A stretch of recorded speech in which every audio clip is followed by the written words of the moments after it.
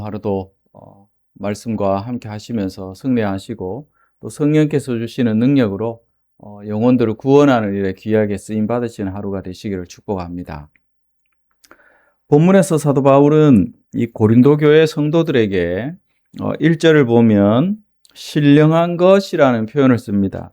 이 신령한 것, 곧 성령의 은사에 대해서 가르치는 거죠. 당시 고린도 교회는 은사가 굉장히 많았습니다. 풍족했죠. 은사를 많이 받았지만 그 은사를 자랑하거나 비교하는 문제로 어려움을 많이 겪고 있는 상태였습니다. 그래서 바울은 은사의 본질이 무엇인가를 다시 가르쳐 주고 있습니다. 우리는 흔히 이 은사를 특별한 능력으로 생각합니다. 물론 맞죠. 그러나 본문은 은사가 단순한 능력이 아니라 하나님께서 맡기신 사명이라는 사실을 우리에게 또한 일깨워 줍니다. 그래서 오늘 은사도 사명이다, 이런 주제를 가지고 말씀을 나누려고 합니다. 하나님께서 우리에게 은사를 주신 목적은 우리 자신을 드러내기 위함이 결코 아닙니다. 하나님 나라와 또 공동체를 섬기게 하시기 위해서 성령의 은사를 우리에게 주셨습니다. 그래서 오늘 말씀 통해서 성령의 은사에 대한 바른 이해와 또 어떻게 이 은사를 사용할 것인가, 무엇을 위해서 이 우리에게 주신 은사를 사용할 것인가 묵상해 보기를 원합니다. 중요한 사실을 이제 바울이 3절에서 말해 줍니다. 예수님을 우리가 주라고 주되심을 고백할 수 있는 그 자체가 성령의 역사다. 3절을 보십시오. 성령으로 아니하고는 누구든지 예수를 주시라 할 수 없다. 단언을 합니다. 왜 이 말을 하고 있고 이 말이 중요한가?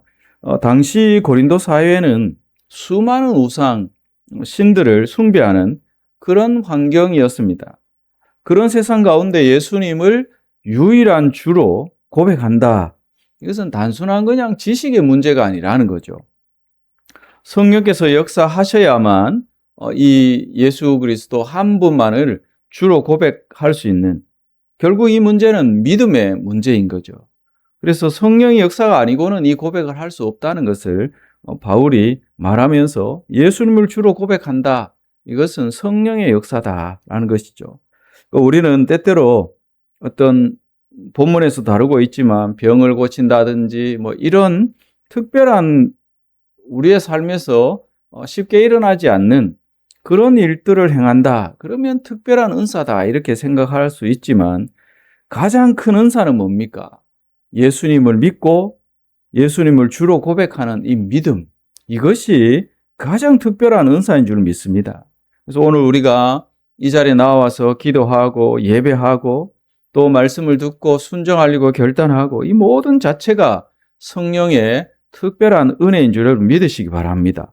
그러므로 우리는 은사를 말하기 전에 먼저 나는 성령의 은혜로 구원받은 사람이다, 성도라는 사실을 기억해야 하는 거죠. 그래서 모든 은사는 이 복음의 기초 위에서만 바르게 사용되어질 수 있다는 것을 우리가 이 귀한 새벽에 마음에 먼저 새길 수 있기를 원합니다. 그리고 바울은 우리에게 주어지는 은사, 그리고 직분, 그리고 모든 사역, 이런 것의 근원은 어디로부터 나오는가? 모든 것의 근원은 또 모든 일의 성취는 삼위일체 하나님으로부터 나온다라는 것입니다. 4절에서 6절을 보십시오. 바울이 매우 의미 있는 표현을 하죠. 은사는 여러 가지나 성령은 같고 직분은 여러 가지나 주는 같으며 사역은 여러 가지나 모든 것을 모든 사람 가운데서 이루시는 분은 오직 하나님이다. 여기에 삼위일체 하나님이 등장하죠. 성령께서 은사를 우리에게 주시고 또 주님 대신 예수 그리스도께서 우리에게 이 직분, 봉사할 수 있는 일들을 맡기신다. 그리고 하나님, 성부 하나님은 모든 사역의 열매를 친히 이루신다라는 사실을 바울이 분명하게 이렇게 정리를 해줍니다. 여기에 매우 중요한 신학적인 진리가 있는 것이죠. 교회 안에 어떤 사역도 인간의 능력이나 업적이 아니라는 것입니다. 뭐 찬양을 인도한다, 기도를 한다, 어떤 봉사를 하고 또 말씀을 전하고 이 모든 것들이 하나님의 은혜 안에서 이루어지는 일이라는 것입니다. 그리고 그 결과 모든 일들이 이루시는 분은 하나님이시다. 그렇게 말씀을 하고 있죠. 그래서 우리는 이 공동체 안에서 이루어지는 모든 일들을 보고 또 자신이 가지는 은사나 이런 것들을 보면서 서로 비교할 이유도 없고 자랑할 이유가 없는 것입니다. 반대로 열등감에 빠져들 이유도 없는 거죠. 하나님께서 각 사람에게 맡기신 이 역할에 충실하면 된다는 것입니다. 그 역할이 다를 뿐이라는 거죠. 우열이 없다는 것입니다.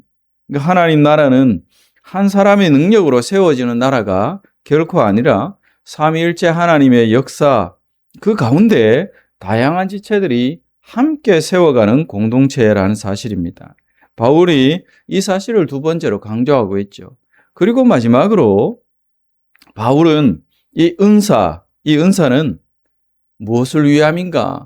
공동체의 유익을 위해서 성령의 뜻대로 주어진 선물이고 사명이라는 것입니다. 7절을 보시면 오늘 본문의 핵심이라 볼 수 있죠. 각 사람에게 성령을 나타내심은 무엇이라 말합니까? 유익하게 하려 하심이다 말씀합니다. 여기서 말하는 이 유익은 개인의 성공이나 만족이 아니죠. 공동체 전체의 유익을 이야기합니다. 그리고 11절에서 이 성령께서 은사를 나누어 주시는 그 기준이 뭐냐? 그의 뜻대로 각 사람에게 나누어 주신다 말씀합니다.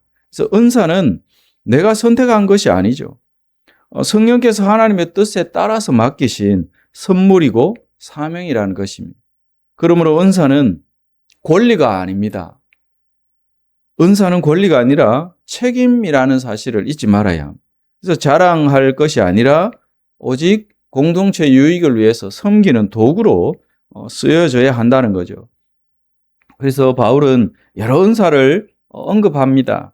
가르치는 것, 섬김, 위로하고 또 기도, 믿음, 치유 모든 것들의 바로 성령께서 공동체 유익을 위해서 우리에게 맡기신 선물이라는 거죠. 그 크고 작은 우열이 있는 차이가 있는 것이 아니다라는 것입니다.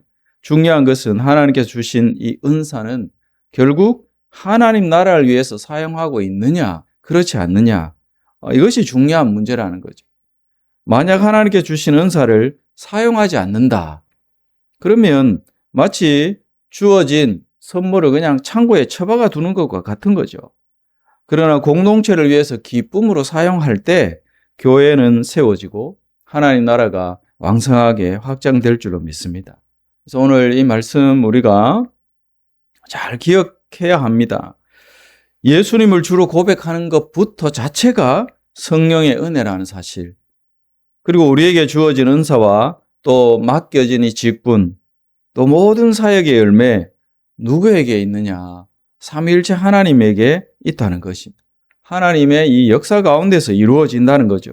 그리고 모든 은사는 나의 유익을 위한 것이 아니라 공동체 유익과 하나님 나라를 위해서 우리에게 주어진 선물이자 사명이라는 사실, 우리는 이 사실을 본문의 근거에서 반드시 기억하고 우리의 삶에 적용해야 할 것입니다. 그래서 오늘 하루를 살아가시면서 하나님께서 내게 주신 이 은사, 이것이 무엇인지 다시 한번 여러분 잘 돌아보시기 바랍니다.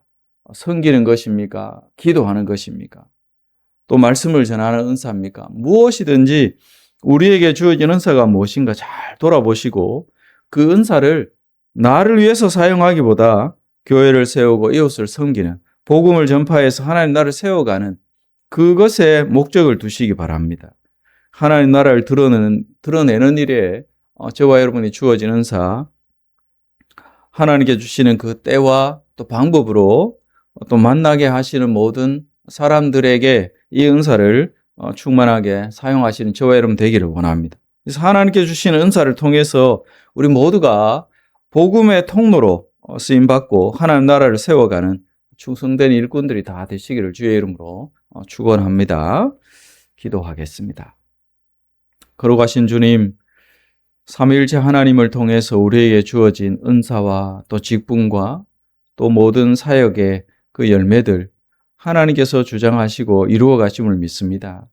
우리에게 주신 이 은사 선물이고 또한 책임에 따르고 우리에게 주신 사명이라는 사실을 잊지 않게 하시고 늘 감사하면서 비교와 경쟁이 아닌 서로를 존중하고 세워주고 교회 공동체의 유익과 하나님 나라를 위해서 우리에게 주신 은사를 사용하면서 귀하게 하나님 앞에 쓰임받는 충성된 일꾼들이 다 되게 하여 주시옵소서. 믿사오며 예수님의 이름으로 기도드립니다. 아멘.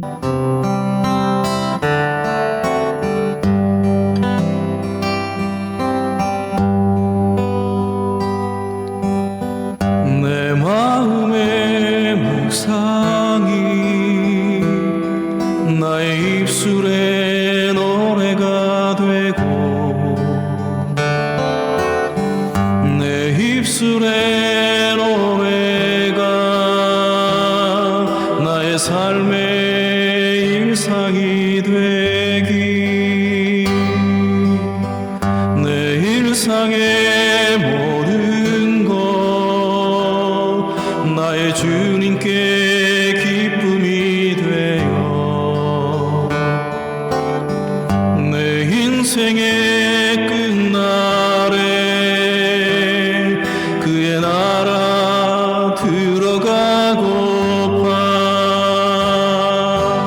오늘 이 하루도 내 인생의 끝날인 것처럼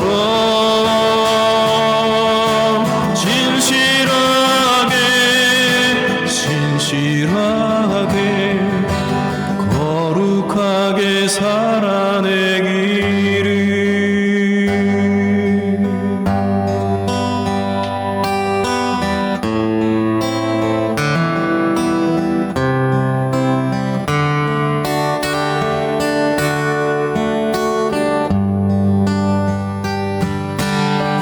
내 마음의 묵상이 나의 입술에 노래가 되고 내 입술에 노래가 나의 삶의 일상이 되기 내 일상의 모든 것 나의 주님께 기쁨이 되어 내 인생의 끝날에 그의 나라 들어가고파 오늘 이 하루도 내 인생의 끝날인 것처럼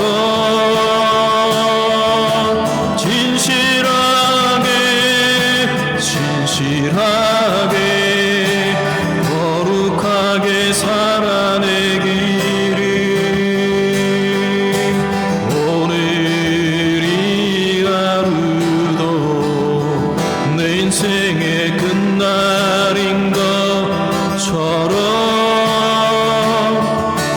진실하게 진실하게 거룩하게